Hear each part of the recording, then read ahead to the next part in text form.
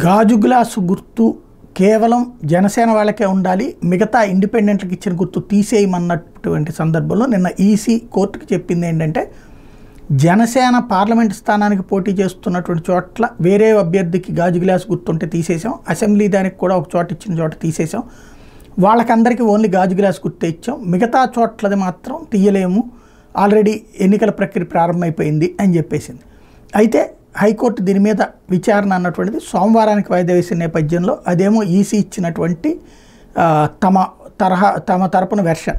ఇప్పుడు ఏం జరుగుతుందో చూడాలి. ఓవరాల్ చూస్తే గాజు గ్లాసు గుర్తు విషయంలో భారత ఎన్నికల సంఘం టీడీపీకి షాక్ ఇచ్చింది. టీడీపీ, బీజేపీ, జనసేన కలిసి కూటమిగా ఎన్నికల్లో పోటీ చేస్తున్న నేపథ్యంలో గాజు గ్లాసు గుర్తును అన్ని అసెంబ్లీ, పార్లమెంట్ స్థానాల్లో జనసేన పార్టీకి రిజర్వ్ చేసే ఆదేశాలు ఇవ్వాలంటూ దాఖలు చేసిన పిటిషన్ ఎన్నికల సంఘం తీవ్రంగా వ్యతిరేకించింది.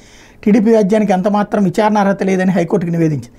ఇప్పటికే ఓటింగ్ ప్రక్రియ మొదలైందని వివరించింది. బుధవారం సాయంత్రం నుంచే బ్యాలెట్ పేపర్ల ముద్రణ మొదలైందని చెప్పింది.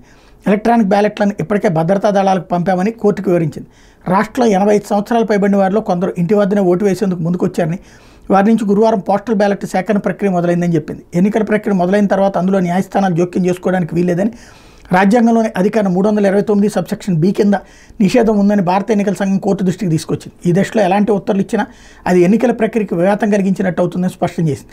టీడీపీ తరఫున న్యాయవాది దమ్మాలపాటి శ్రీనివాస్ స్పందిస్తూ పిటిషనర్ను సంప్రదించి తదుపరి నిర్ణయం తెలియజేసిన సమయం ఇవ్వాలని కోరారు. అందుకు న్యాయస్థానం అంగీకరిస్తూ విచారణ సోమవారానికి వాయిదా వేసింది. మేరకు న్యాయమూర్తి జస్టిస్ బొప్పూడి కృష్ణమోహన్ గురువారం ఉత్తర్వులు జారీ చేశారు.